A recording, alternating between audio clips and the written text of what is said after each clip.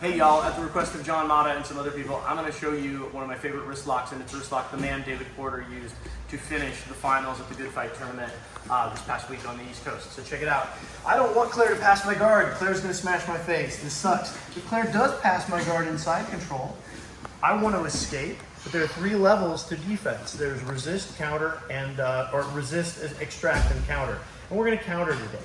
So what I'm going to do is, you see how Claire is correctly using her elbow to isolate my hip over here, and my knee to isolate my hip, her knee to isolate my hip over here. I'm going to turn my hips just a little bit this way. I'm going to bring my elbow inside.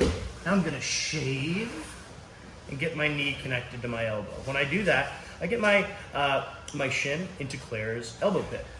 Now, all wrist locks, you got to control their elbow. So my leg goes over the top and controls the elbow. And now, Claire, get your arm back. Very difficult. Might just go to the wrist and we get the tap. If Claire is able to rip that arm back, because Claire's a beast, sweet. We just re-guard, right?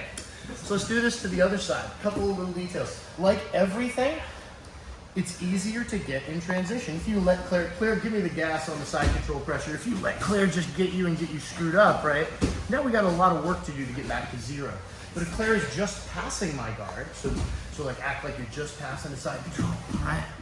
We can get it right away. So what I need to do is separate Claire's elbow from my hip. So I turn my hips just a little, get my elbow in tight, do a little shrimp, and connect. The shin goes in the elbow pit. If I don't get my leg over, I don't have Claire's elbow isolated, and Claire doesn't feel the need to tap, and Claire can probably get her arm back. So instead, I throw the left foot over, and I just get the wrist lock. If Claire makes a fist, which a lot of people will do to defend, and now I'm gonna have a hard time bending her wrist, my shin just goes down to the end of the wrist, and yeah, and I hear a sound, and so I let go. So this wrist lock definitely works. It's a quick hitter. It's useful for both submitting your opponent and also if your opponent's left. And this happened to me. So Dave just finished the Good Fight tournament in black belt division with one of these. I was in the finals of a brown belt tournament. And a dude, I was in the absolute, and a dude was just like, nope, and ripped his arm back, and that'll happen a lot too. So even if you don't get the submission, at least you're not getting your face smashed inside.